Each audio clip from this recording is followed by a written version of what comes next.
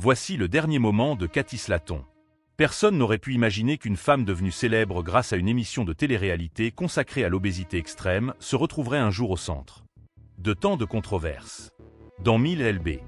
Sisters, elle était à la fois la sœur loyale, la confidente fragile et le symbole d'une Amérique fascinée par la souffrance mise en spectacle. Mais derrière les rires, les crises de larmes et les régimes impossibles, se cachait une vérité sombre.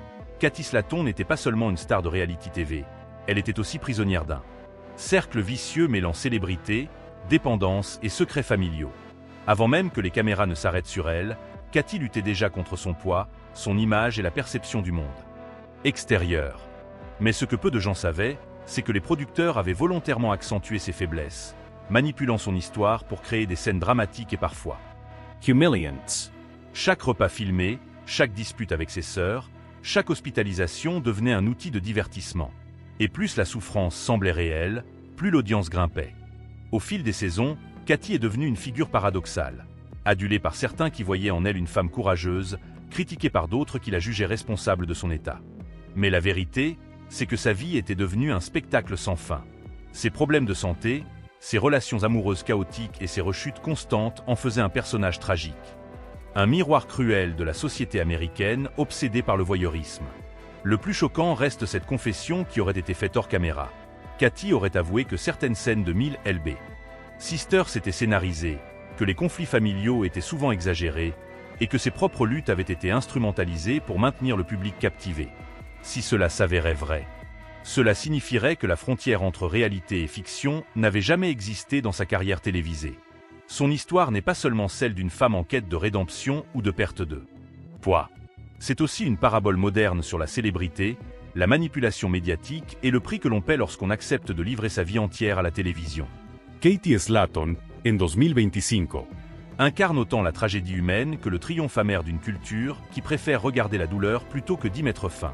Cathy Slaton n'est pas seulement une femme au cœur d'un combat personnel, elle est le produit d'une époque et d'une culture qui transforment les tragédies humaines en divertissement de masse.